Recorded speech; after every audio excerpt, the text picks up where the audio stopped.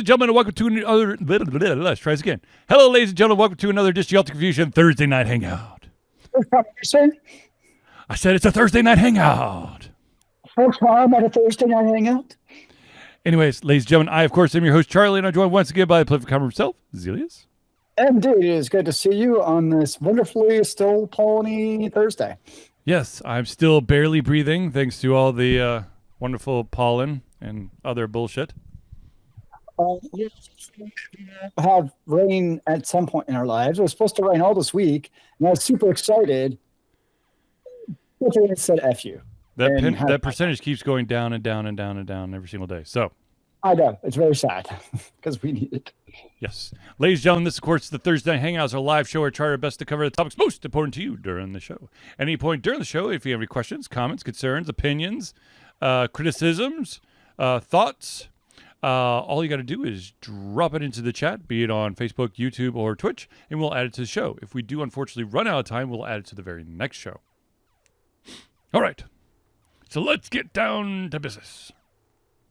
First, we knew that AI was coming for our jobs, and a certain company is just, employees have confirmed it. The company refuses to comment on it.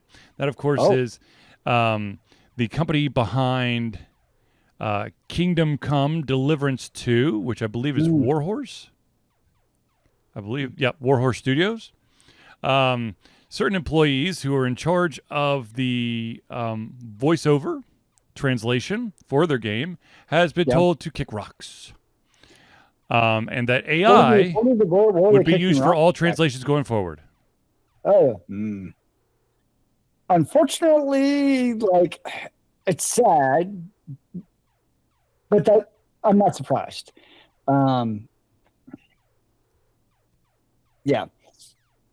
There's some places that I wish they were not taken over by AI, but unfortunately do make, if you're going to have a logical sense where you take out human emotion, yes, that is one of them that does make logical sense.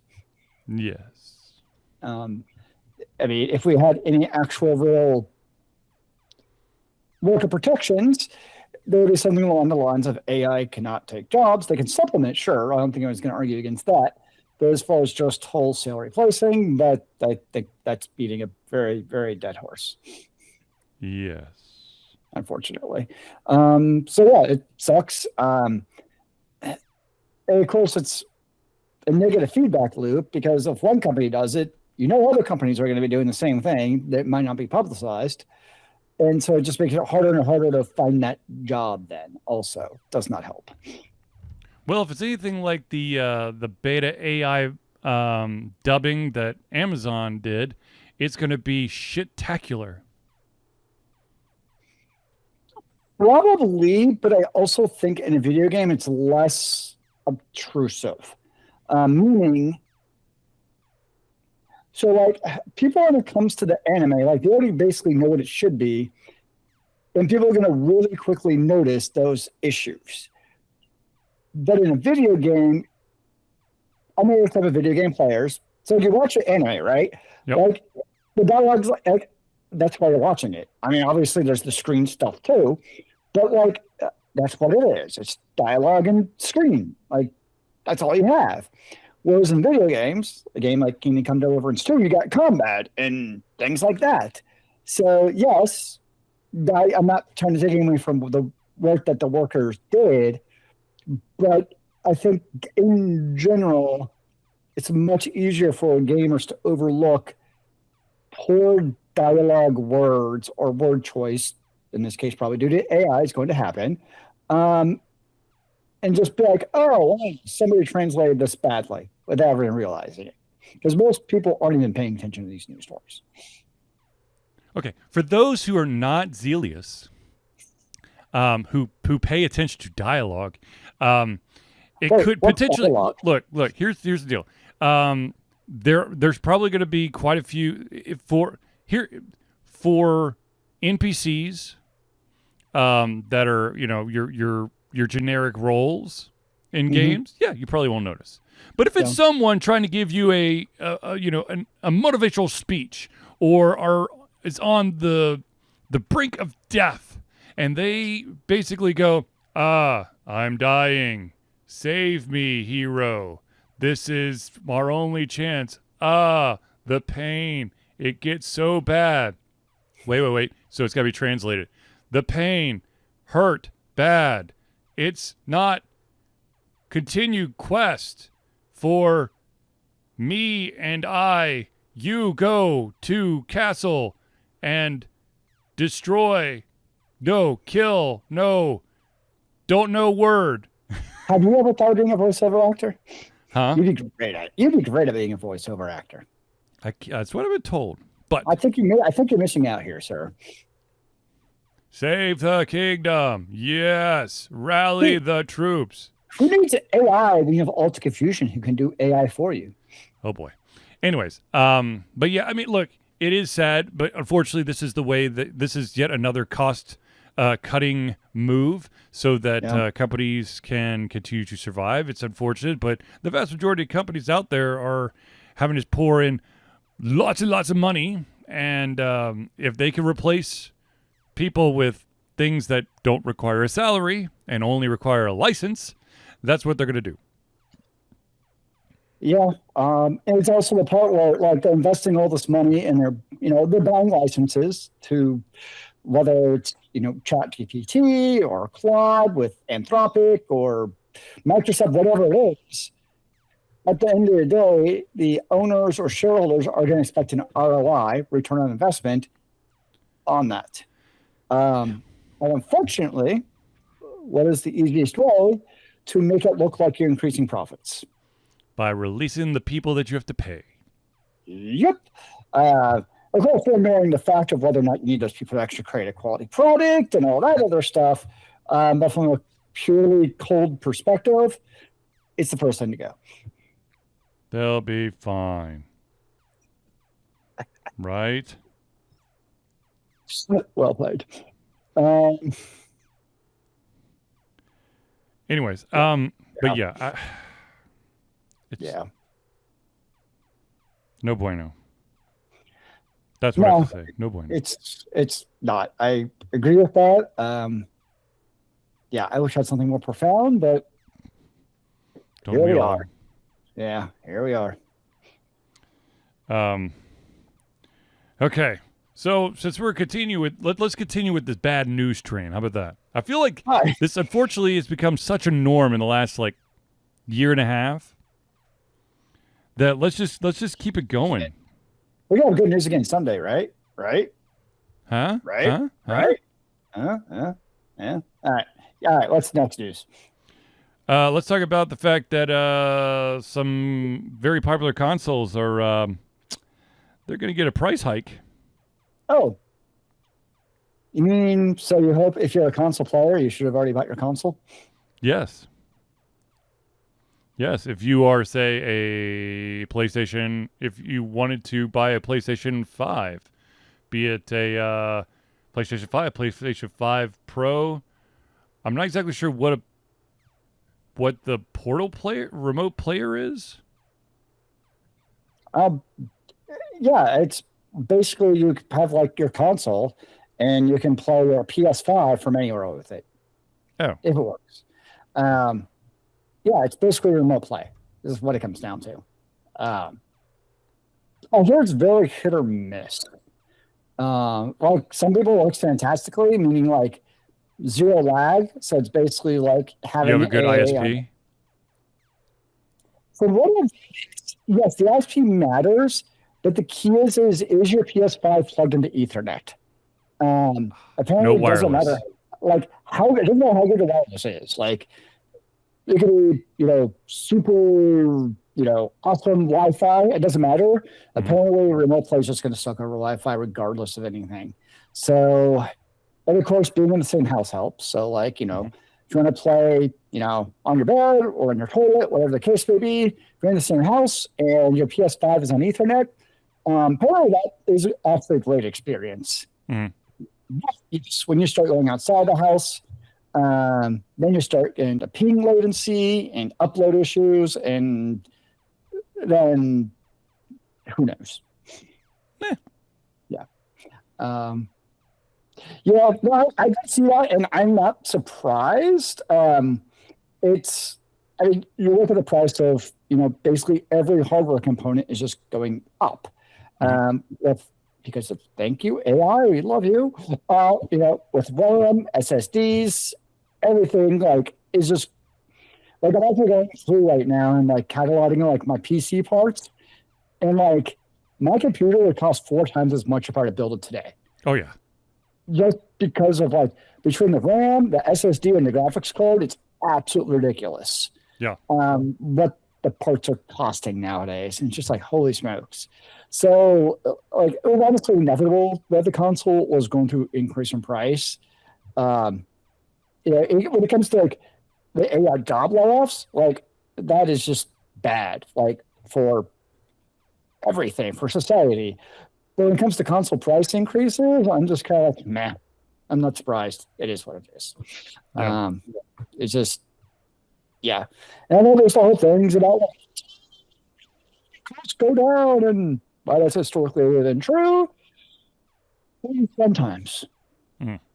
when it comes to all things electronics, um, yeah, For yeah, those curious who live in the US of A, yeah. starting today, the PlayStation 5 base model will be basically $650, and if you want to get the PS5 Pro model, you're looking at $900. I am, and I don't think the base model comes with a disc slot anymore. I think that's external now. Who needs discs? So very true. Just, I mean, according to basically any publisher, you don't, I guess. Um, yeah, yeah, yeah. Uh, Um, yeah. yeah. Yep. I mean, I won't be surprised if the what you call it PS6 is going to be like $1,000. Um, yeah, it's tricky because there's a time when like plopping down. I mean, I'm not saying it's not expensive, but $450 to $500 for a PlayStation or Xbox, like, okay, we gotta save up, but that's doable. But Hmm. now with the economy, people unfortunately losing jobs left and right. The cost of everything is going up. Yep. It's giving a much harder sell. I'm actually very curious because, like, I mean, I know that as a whole, the PC market's actually doing pretty well as far as gaming sales go. Hmm. But if these costs keep on going up, like, are people going to be literally priced out of gaming just because shit's so expensive Yeah. just for the hardware? Right. And Well, and just in case you people are curious, there is the prediction that the Nintendo Switch will also be seeing a price increase. They have not, they haven't announced it officially, but apparently a former Nintendo sales lead predicts that we too shall see a price increase for the Switch 2. So perhaps if you were looking to get into the Switch 2, you may want to get it sooner rather than later because Yep. although it's not known if it's just going to be a $50 price hike, it may be more. So I'm personally still wondering if there hasn't been rumors of a OLED version, which I'm kind of surprised at yeah. because the more that you start to see like whispers, um, but not even a whisper. So yeah, because I'm one of those who was kind of like in the camp of like wait until the OLED version of Switch 2 comes out. Hmm. I wonder if we'll be waiting longer than I originally thought. Perhaps. Because if you also increase the base price of the Switch 2, having that price premium to get the Switch 2 OLED, that's even harder as well at that point. So, yeah, fun times. Now, I don't know. I don't know how close people are paying attention to the Switch 2, but if you need a little bit more of an incentive, This month, 4 bigger titles are dropping Ooh. onto the Switch 2. They are Darwin's Paradox, which actually dropped today. It's a side scroller from Konami, where players take on the role of an octopus. The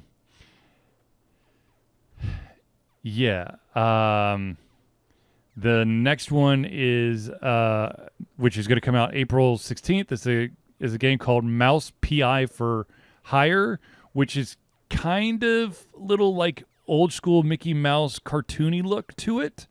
Nice. It is a first-person shooter game that uses a rubber hose art style, which of course is the old school Mickey Mouse thing. So FPS.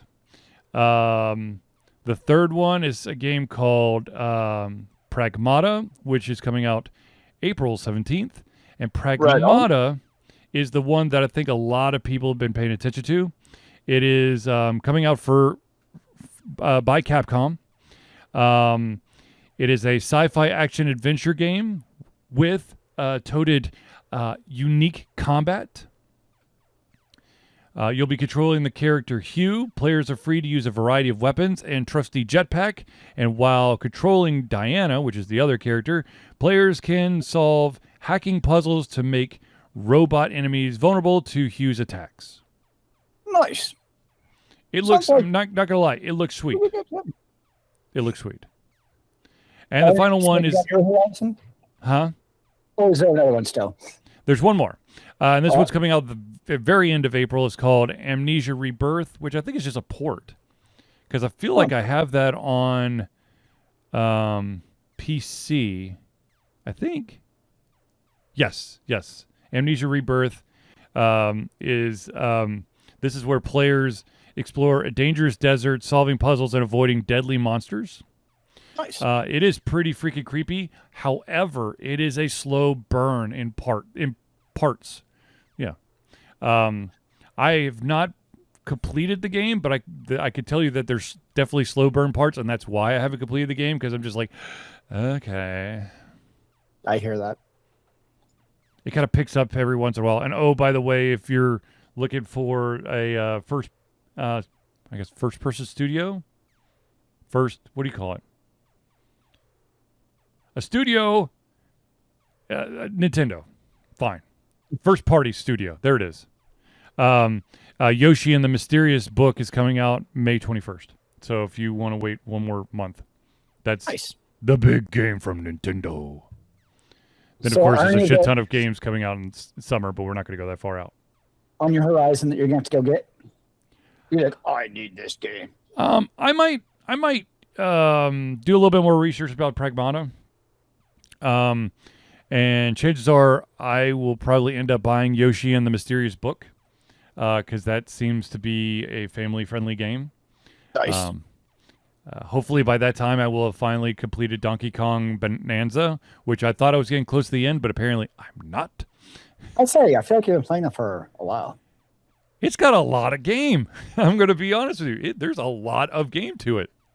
Isn't that a good thing, though? Yes, absolutely.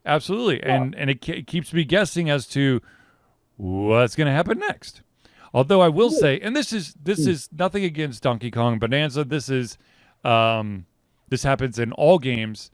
As a wise man once said, there is more than one way to play a video game. So there's more than one play style to get through a video game. So there's always going to be yes, I'm very sure. And so there's always going to be games that have bosses and mini bosses and enemies where certain individuals, certain gamers may find certain enemies or bosses more difficult than others. And it kind of feels weird because you feel like the difficulty sometimes feels all over the place. Sure. But that's because, maybe your game style does not do well against those enemies. And I have found that out the hard way. There was an enemy boss 3 back now that I died lots of times. And the very next boss I I faced, I just wiped the freaking floor with that guy. So, it could be, There's also a bit of like, what build are you using? Like melee versus range versus, or composition, depending on like the JRPG style.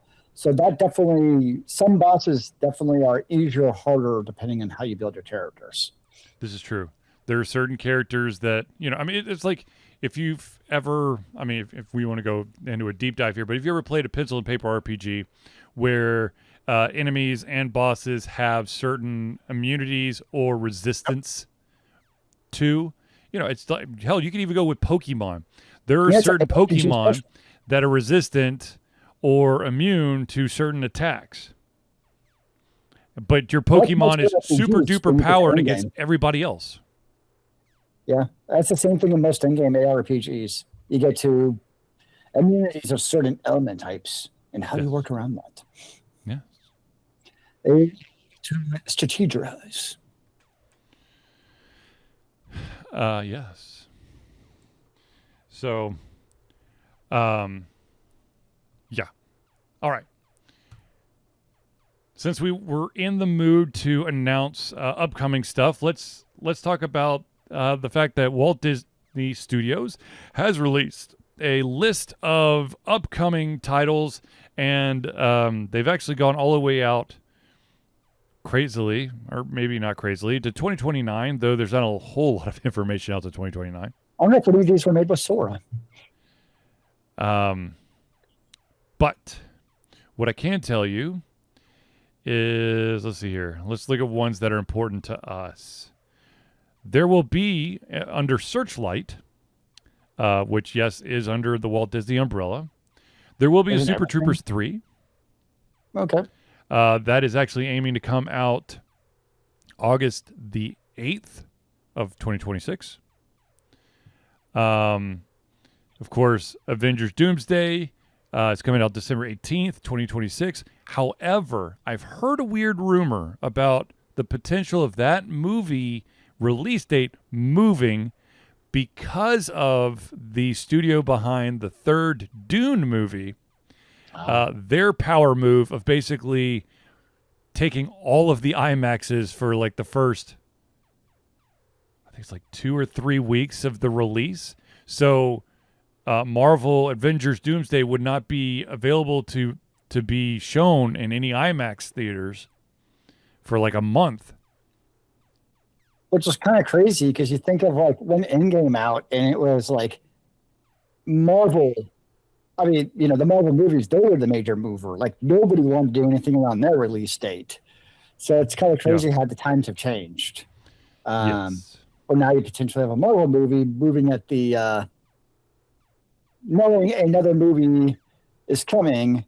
And I have not read Dune book number 2. I forget what it's actually called. But I will definitely be seeing the movie because the first 2 are super awesome, amazing, epic. I have yet to see any of them. The only Dune, I'm going to be totally honest with you, the only Dune I have ever seen from start to finish was the miniseries that came out like in the 90s. And that was phenomenal. So you had the David Lynch version, I think from like 1984, was crazy CGI and Sting being fucking phenomenal. I know that some people may find that controversial, but I think he was perfect for it. For the role of casting. And I will say the second, so Dune, the most recent Dune Part 2 has some of the most amazing cinematography I've ever seen in any movie. The way that Villeneuve does some of those shots and just it's absolutely breathtaking. So like there's not really been a movie I need to go see in this IMAX. Like Interstellar's one I go see in the IMAX now that I've seen it a couple of times. But doing just having seen what Mr. Villeneuve can do, Dune 3, I don't know if that's what they're calling it, but Dune 3 is one I may actually go see in the IMAX just knowing what he's done. So I'm excited about it. I'd like to correct. It was not in the 90s. It was 2000 and 2003. It was two miniseries. There's Dune and then The Children of Dune, which wrapped up the whole storyline. So it was 6 episodes of that miniseries combined. Oh, man, Dune. Anyways, 2027 has a Star Wars Starfighter movie, which I thought that I guess we've taken enough time off of trying to make a Star Wars movie that we're back. Sure. They're making a second Simpsons movie that is scheduled to come out September the 3rd of 2027. And of course, the highly anticipated, for some, I guess, Frozen 3, which I don't know. I'm like, what the storyline for Frozen 3 pisses me off to no end. What's the storyline? Anna, the sister that was born without powers, magically gets powers. Now all of a sudden she's fire, so you could have ice and fire. So Money grab. basically, so a bunch of like sci-fi or fantasy books where then they have the opposing powers, so they become enemies. Oh, to the very end, they realize they have to band together to unite their powers to take down the evil king. You know, this just sounds like the Janie Wirtz novel, the War of Light and Shadow, whereas two half-brothers who have an alien parasite that makes them truly hate each other when they're in each other's presence. Well, actually, only one. The Miss Wraith, I think, is only in the brother that's power is light. The Shadow guy is like, I just want to be left alone, so I'm going to go hide over here. Sorry, spoiler. God damn it. But literally the first 5 books is just the light guy trying to track down the Shadow guy who's trying to live by himself in some weird-ass corner and then running away to another place and then rinse and repeat. That's the first 5 books. Sorry, or not sorry, because I just saved you some time. On the bad side, I think we can confidently say that into Frozen 3, there will be a conclusion where they become friends again. Yes. Or Elsa will have to save Anna because Anna can't control her firepower and she starts burning down everything. And she pulls an Elsa and tries to hide away in, I guess, the beach.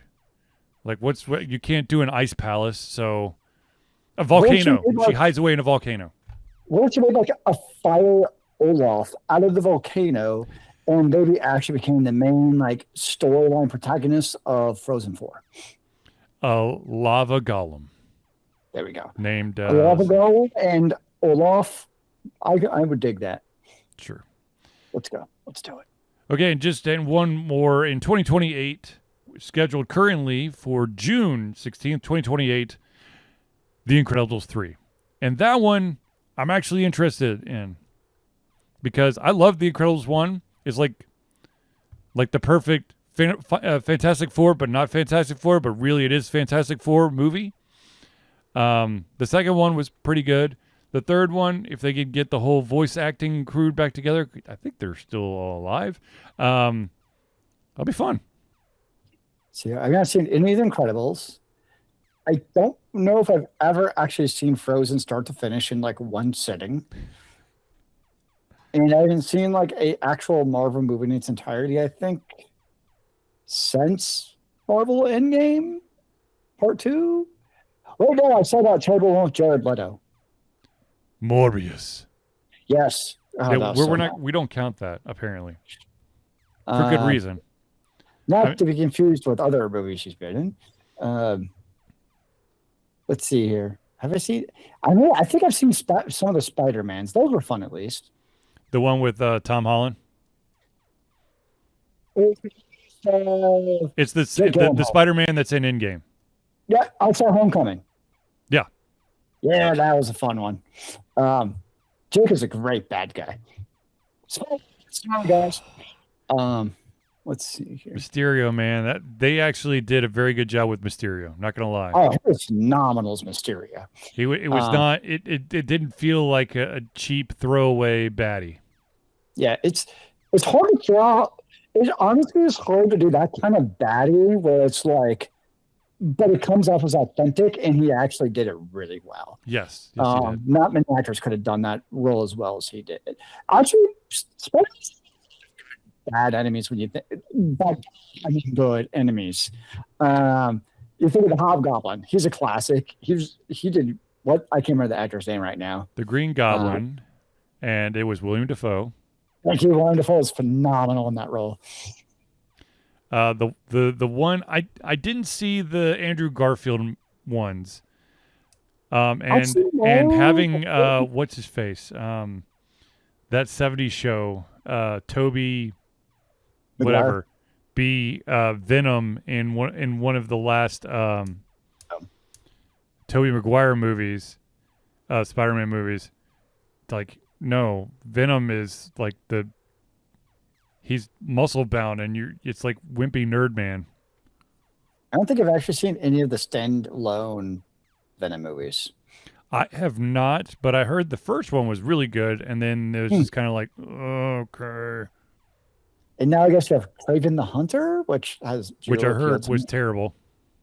Along with what's the one with the female spider? Oh, what the fuck was it? My wife literally was like, I just wanted it to end. What was it called? Because apparently that was like really bad. Oh my gosh, what was it called? Lady Webb, maybe? No. Madame Web. Madam Web. Madame Web, yeah. Yeah. Well, I mean, your first problem is you have Dakota Johnson in it, but whatever. Apparently, I mean, just the script was, I guess, absolutely trash. Yes. I don't think any actress could have saved it, is what I've read, basically. No, it didn't matter. That's what I've heard, was it did not matter. It was like so, like, yes, I understand comic book movies can be cheesy, but it was like so cheesy that you just couldn't stomach it. It would make you sick. It would make everyone lactose intolerant. Ugh. Violently lactose intolerant. That's how cheesy it was. I have to take some meds before seeing it. I don't think the meds would even help. That's how bad it was. But that's what I've heard. I've never actually watched it, because once my wife said that it was really, really bad, I was like, okay, I trust you. Not bad. It's like, oh, okay, I'm out. Yeah, I'm not. I'm just going to leave it alone. Leave it alone. Mm-hmm. Yep. Yep. Not on my list. I'm good. So ironically, right after last week's Thursday Night Hangout, a news story broke about something that Zealeus and I made mention of. And that was, ladies and gentlemen, Nintendo is planning a new Star Fox. Oh, that's right. Yeah. That day would come out like right afterwards. And they're claiming it's going to be a classic style Star Fox. So it's not going to try to reinvent the wheel. It's going to feel like the Star Fox that you love and adore. I say, like, the one good thing like an actual like Nintendo game is it's a game. Meaning, like, if it comes out like in the PC or like console, you're like, okay, what do my DLC schedule look like? What is my in-game microtransactions like? Like all those ancillary things that you now come to expect from PC games. Yeah. That is still the big benefit, I think. And I think what Nintendo does very well, and I hope they continue to do well, is you buy a Star Fox game, you have a Star Fox game. Yep. Yeah. There you go. It's an old story. So that's definitely one of the things I hope that they continue to do well, and that they don't go down the whole gotcha microtransaction. Sorry, and by a real Star Fox game, you mean you're going to have to play all those loot boxes and then get loot boxes to let the other Star Fox ship to travel and fight the enemies. Yeah, they're not going to do that. Maybe if it was a third-party studio, but not a Nintendo, not Nintendo. Oh no, they won't, which is great. Yeah. So, that's going to be awesome. Speaking of Star Fox, of course, the rumors started really heating up about Nintendo maybe doing something with Star Fox, simply because there is going to be a Star Fox cameo in the movie that was released yesterday, Super Mario Galaxy. I've talked to a friend who saw the movie. They said that if you're looking for plot, you're not going to find it. But if you're looking for a shit ton of Nintendo Easter eggs and just, a silly, fun adventure, then, yep, that's it.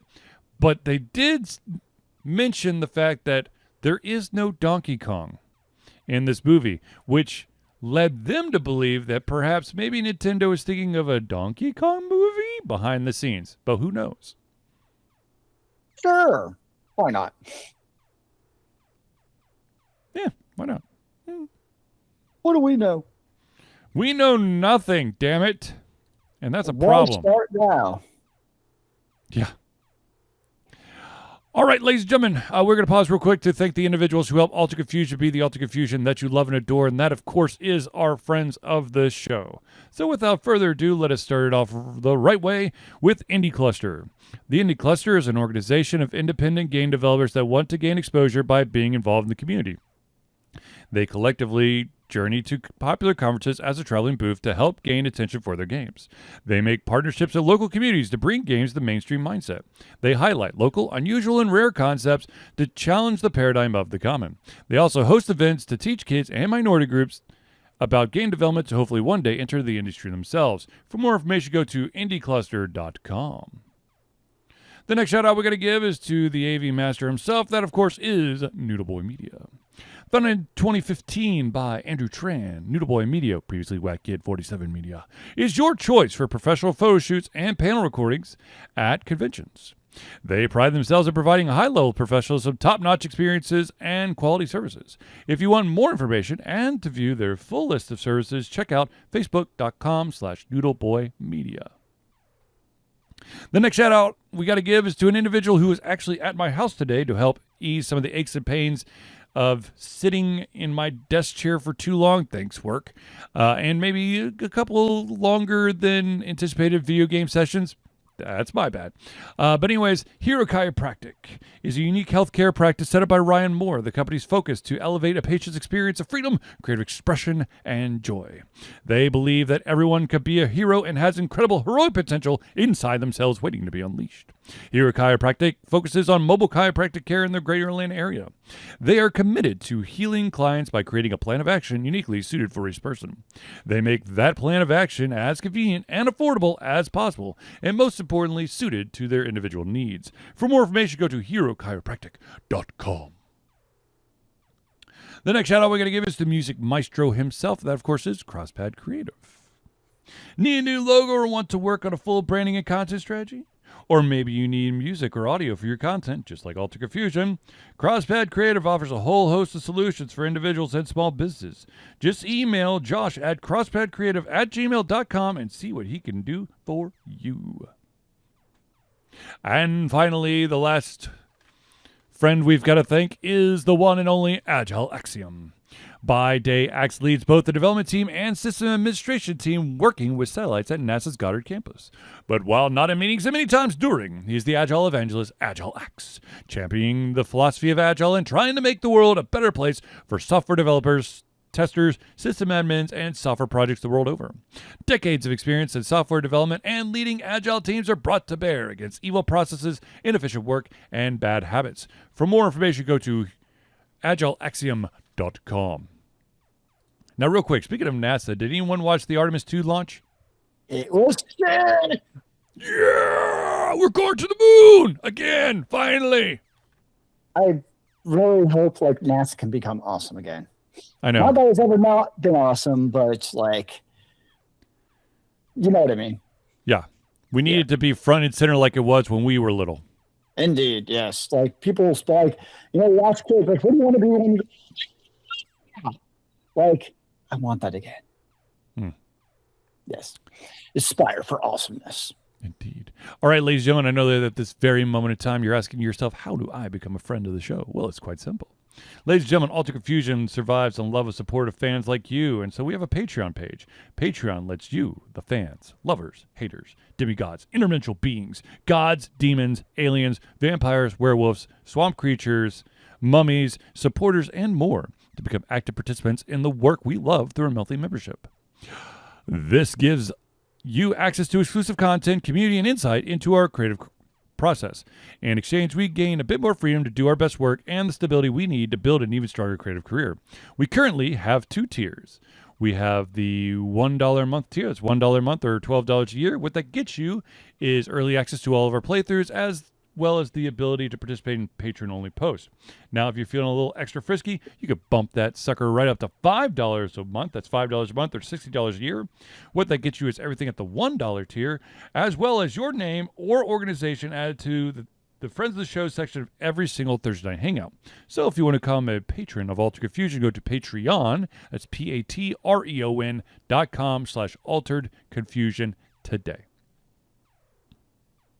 Now, the next shout out we got to give, of course, or I guess bit of information is, ladies and gentlemen, Altered Confusion is proud to say we have been fundraising for Extra Life for 15 years straight. Extra Life is gamers doing what they do best, game, to help sick and injured children at their chosen Children's Miracle Network hospital. The money that we raise through Extra Life will go directly to Children's Healthcare of Atlanta as unrestricted funds. This means that the hospital decides where and how to spend the money to ensure the dollars we raise make the biggest impact of the lives of the kids they treat. So if you have the capacity to donate, please go to extra-life.org and search for Altered Confusion. I also want to point out, ladies and gentlemen, that I am wearing last year's Extra Life t-shirt because we were able to raise a certain amount of money to make that milestone. So I get the sweet t-shirt. And I guess since, I'm wearing the Extra Life stuff, I should probably wear the medal as well. Yeah. You gotta swag the swag. I know. So here's the medal, baby. Boom! I There still you need go. to figure out where my other medal is. I know I've got at least one more. But, yes. Seriously, Extra Life, it's a phenomenal thing. My family personally has a lot of medical stuff when it comes to Children's Healthcare Atlanta. And they've taken very, very good care of myself, my siblings, and now my children. So anything that I can do to help them out is worth doing. There you go. Ladies and gentlemen, I know also that there are individuals out there who want to have some Altered Confusion swag. Perhaps a hat or a coffee cup. Or I don't know where the beanie went because somebody was sitting at my desk earlier today. That's one of my children, by the way. It's not like some random stranger walked in. Or perhaps you would like a vinyl sticker or some of the other stuff that's available. All you got to do is go to alteredconfusion.tv/merch. That's MERCH. And you could see the whole spread. And of course, once again, I very, very, very much oh my God, now I'm making up words. I highly recommend that you get not one, but at least two of everything so that, just in case you need an extra or perhaps you want to gift something but still have something for yourself, you've got a spare. That's all I'm saying. I mean, it's a very practical take on everything. Why not just have redundant everything? Exactly. Just buy 2 cars, 2 houses, 2 retirement funds, 2 different classes. Well, technically, people could have multiple retirement funds if they didn't stay with the same business that they started off with. Ooh, good point. Ha-ha! I do have a couple brain cells left up here. Scoped out there, little 6 tiny holes in your hat. Ha-ha. Anyways, okay. Let us get back into... what were we talking about again? Video games? So I was asking, I've got a fan question that was asked the other day, and I wanted to bring it up. I don't know how to answer because it is a little bit vague, but at the same time, okay, I'll just ask it. Okay. In your opinion, who is a villain that should never be redeemed? When it comes to video games and comic books and movies, okay? Let's not talk about, real-world dictators. Just want to clear the air with that one real quick. Oh. Because I went, Mussolini, Hitler, the list goes on. No. Interesting. I know this doesn't answer the question, but I was thinking of a game like the BioWare games, where eventually some of the villains could become part of your parties. could happen. So it can work. Yeah, but who would you never want to be redeemed? Never be. I know. Now I'm trying to think. Like, I'm trying to think, who is a big enough douchebag in movies or books or video games that you're like, Handsome Jack from Borderlands? Fine, come on.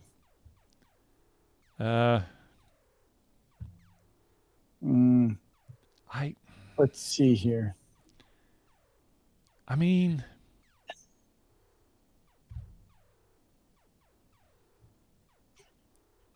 I don't know. I really don't know.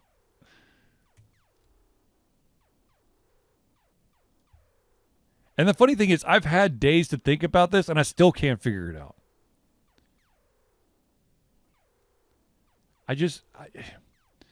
There's in my experience, I think it's very, very rare to have a bad guy, a villain that's so bad that he has no redeeming, no redeeming qualities whatsoever. Gaston from Beauty and the Beast, I guess. I don't know. That dude was twisted.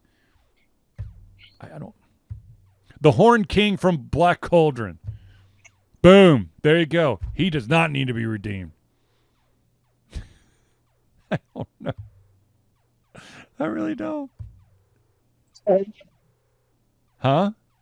Sauron from Lord of the Rings. But he went bad, right?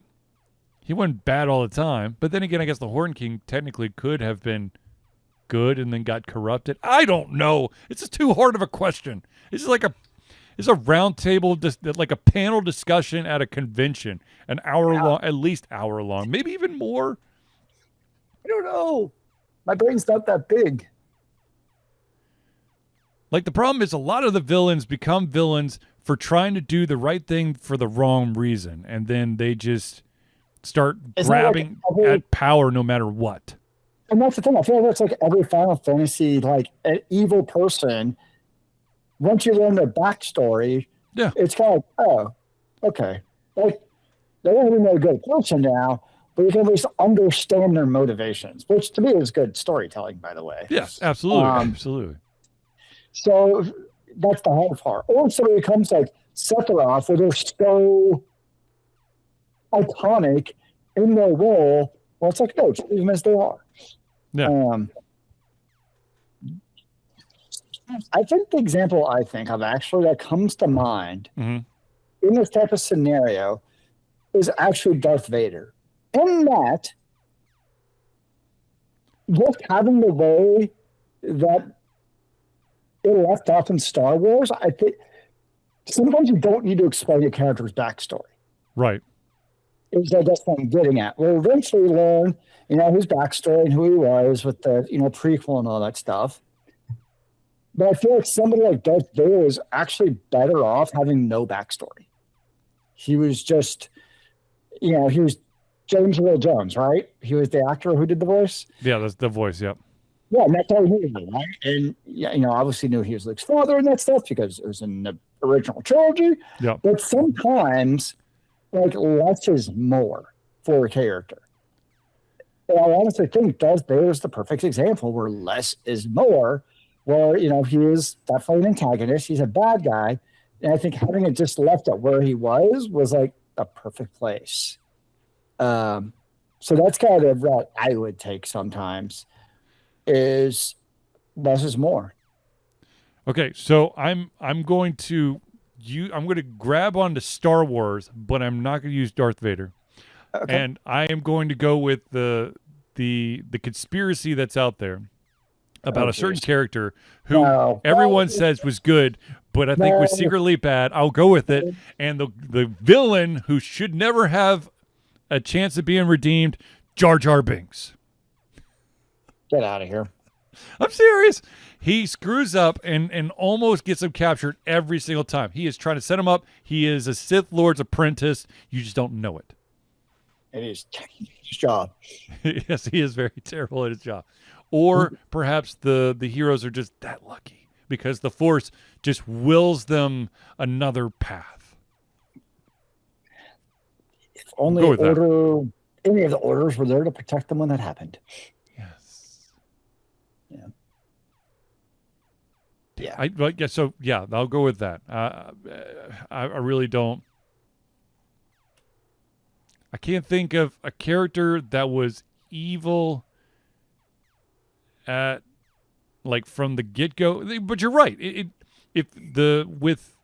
With not knowing the backstory and basically getting introduced to the character as bad guy, and this bad guy until his death, or bad guy until, I don't know, he's captured, then you don't want to see him redeemed. But when you start getting into that territory where now you're giving the prequels and the backstory, and now you see like the terrible angsty drama and whatnot, Yeah. Oh, I think if done right, a bad character, their backstory is still just straight up evil. And I think actually a good example is Warhammer 40K. Mm-hmm. So reading the Horus heresy right now. Mm-hmm. And basically Horus becomes arguably a villain. And you understand where his intentions are from, but it still does things that are so despicable where you're like, no, you're just a terrible person. There's no redeeming this. Especially because if you want to know anything about 40K, you already understand the ramifications of his actions and what it wrought to the universe. Gotcha. So if done well, I think a character, even with their backstory, can still be unredeemable. Yeah. I think that's a question I'd have to think about, like going into a series. Like, that's not really something that's part of my thought while watching a series, but I think that's something I almost have to think ahead about. Like, okay, who are the bad people and which are not redeemable? I know one.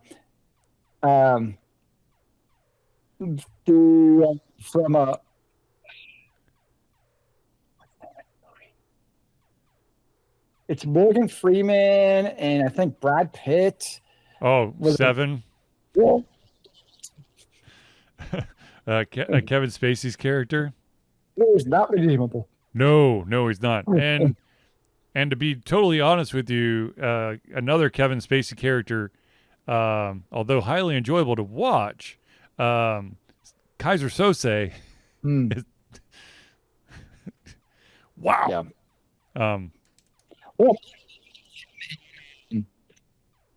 The political one, or who's the president, or became president, spoiler alert. And he does some truly despicable things in the TV series. Oh, the House of Cards. Thank you, yeah, House of Cards. And he does some truly... So basically Kevin Spacey. Well, fair point. Yeah, he was just being himself. You're absolutely right on that one. Yeah. No. Okay. This is good question, though. I appreciate the question. Yes, it's a very good question. It makes you think, and you're right. It's if you're not prepared to kind of outline who's good, who's bad, like from the get-go, it is very hard to go back and go, well, he had his dark times, but I also try to go back and like actually look through my library and my games, my books, my rules, and actually like look at them and think about each one. Be like, okay, what about you? What about you? And really kind of think about each one individually. Lumbergh from Office Space. It's been so long since I've seen the movie, I can't help you there. Yeah, I'm going to need you to come in on Saturday. That'd be great. Anyways, yes, very good question. So I know that we've already talked about this several times, and now all of a sudden it's like brand new news to half the sites out there. But guess what? Dungeon Crawler Carl is going to have a live action adaptation that's going to be created with the help of Seth MacFarlane's studio. I think No shit, Sherlock. Yeah. We knew this. Yes. Why is everyone going, oh my God, look, what's going to happen? Because people are slowly learning about Dungeon Crawler and I guess how great it is. That feels like a bajillion years ago. So I guess what's kind of funny about Dungeon Crawler, I have not actually read Dungeon Crawler. I'm terrible to say Dungeon Crawler Carl. Yep. I've not read it. Someday I'm sure I will, but I have not in my current drunk life. But apparently there's troglodytes in it. Yes. And I will occasionally call people troglodytes when they're being totally dumb, stupid people. Yes. And people are like, oh, it's to Dungeon Crawler Carl. I'm like, what are you talking about? They're just troglodyte. So, I don't know. That's all I know about Dungeon Crawler is apparently there's troglodytes. And I think it's a great word to call people when they're being stupid. Indeed. I'm cheating and trying to go back through the Discord page to see if I could find, because I know that I. No, we definitely talked about this with Seth MacFarlane because they were like, "Who's doing it?" And when you said that, I'm like, "Oh, gives me hope." June 23rd, 2025. Soothsayers, we know the future. Maybe the exciting news is that they've decided that they're going to do it on Peacock. It's going to be a Peacock series, so maybe people are now paying attention to now that it's. I mean, we already knew that it was a real thing. They've already said that they had the first draft of parts of the script already done. Like, that was last month. So I'm really confused as to why everyone's losing their effing minds now. Well, great. Another streaming service that I don't have. Apparently, you can... I don't know. It's so freak... I don't understand, like, streaming services nowadays. I can't figure it out. There's too many, and then they're buying each other out, and then shit's moving to different stuff. where do I go to watch my shows? Yeah. And the worst part is if you're a sports fan. Yes. Oh, speaking of which, randomly, I was on Amazon Prime because I live in Atlanta. I will tell you that I live in Atlanta, and I am a huge Atlanta Hawks fan. But it is very difficult for me to see a Hawks game because it's on a TV station that like literally doesn't exist except for like one provider. So my home team I can't watch unless I physically go to a bar or go to the game. Yeah. Now, that being said, randomly, I'm on Amazon Prime last night. They're like, oh, look, the Atlanta Hawks and the Orlando Magic are currently playing. I'm like, what? So I got to watch a little bit of it, and I was just flabbergasted by the fact that I actually got to watch a little bit of the Hawks game. That's crazy. On horror, the Hawks are really good in those 20 games, too. Yeah, they're like 18-2. Yeah, so they moved up to like number 6 in the East. They're 5 now. Oh, 5? Damn. Yep.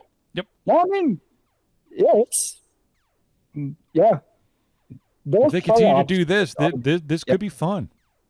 We could have a good basketball team.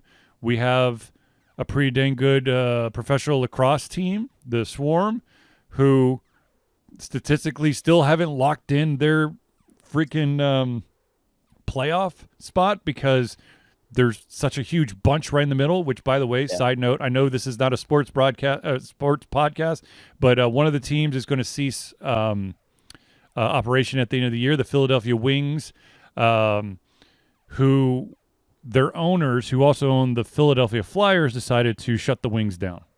Oh, that's sad. Yes. Well, it's okay. Atlanta might have a hockey team again. Yes, and the city of Seattle is about to get their freaking basketball team back, which they should never have lost in the first place. They should have just given OKC an expansion team. Well, I guess for us, third time's a charm. Maybe, I don't know. Maybe, I don't know. Our fan base is No offense, Atlanta, but we are an international city, and we love to be fashionably late to a lot of the big games. And because we're an international city, we have a shit ton of transplants, and so it's very unlikely that our fan base will outpace any other fan base when it comes to the visiting team coming to town. The hockey was the ownership group was just shit. They just wanted this. They just wanted the arena. They didn't give a shit about the team. Yeah, that was the biggest issue. Was they really had no interest in the actual team, Yeah. and so it's kind of almost like destined to fail from the beginning, unfortunately. Yep. Yeah. Yep. Oh man, I think we're gonna have to save this last topic for another day. I will just tell you briefly that there is a big name game designer who's come out and is accusing Crimson Desert developers of creating a certain race of characters that that are racist.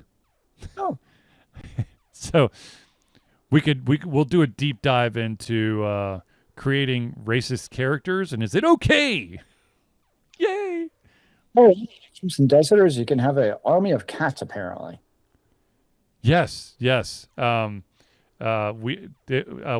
pulled up the story for Zealeus that there are actually people out there who are abandoning the storyline to just collect cats.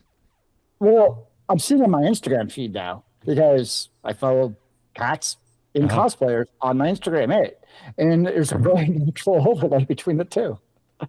Well, there you go. So yes, I'm seeing mostly usually joke videos, where it's basically people carrying around cats and ignoring NPCs to do quests. I'm like, Yes. I can get behind this. Oh, speaking of silly things, for those of you who probably don't live under a rock, you know that yesterday was April Fool's Day. I historically shut down all of my social media, my everything. I don't look at any news articles. I don't do anything. But on occasion, I will go out there just to see if I can find something fun, something silly, something stupid. I found that the team behind The Witcher, for a April Fool's joke, came out with a horse controller, so you can control Roach, your trusty steed, and it's literally one of those hobby horses, which is awesome. And then Zealeus, of course, added the Sonic collection, which is just really terrible looking Sonic drawings. It looks so good. Which I'm curious. I wonder if you can actually buy these. Yes, you 100% can. Oh, sweet! It's real. You know, the funny thing is that I've heard that a lot of the April Fool's stuff, like for gotcha drops and in a bunch of video games, people are like, can you keep those in the game? Yeah. I know it was a joke, but this is awesome. Yep. So, yeah. Sorry, it doesn't make enough money for us. We can't actually keep it in the game. Damn you. You bastard. Anyways. All right. I need more monies. Don't we all? Touche. Oh, for those that are on the fence about being Patreon, I will tell you that the latest early access playthrough is now up. For your enjoyment, It's a game called American Arcadia by the creators of, oh my gosh, what's the name of that game? It's another game that I have done I did a playthrough for and a review. It is something, oh my gosh. Is it Out of the Blue? No, Call of the Sea. But American Arcadia was a lot of fun. Not gonna lie, it was a lot of fun. So, I'm probably gonna post the review for American Arcadia soon, and I'll just add the playthrough into the review at a later date because it's a good game and people should check it out. So, anyways, all right, ladies and gentlemen. I believe we've reached the end of our show. So, without further ado, I want to thank everyone for tuning into the Ultra Confusion Thursday Night Hangout. For myself, Charlie, and Zealeus, it's been a pleasure giving you the cameras our heads, everything coming out of our mouths, and of course, our hearts. We'll be back next Thursday for another Ultra Confusion Thursday Night Hangout. Let's keep on gaming in the free world. Amen to that, brother.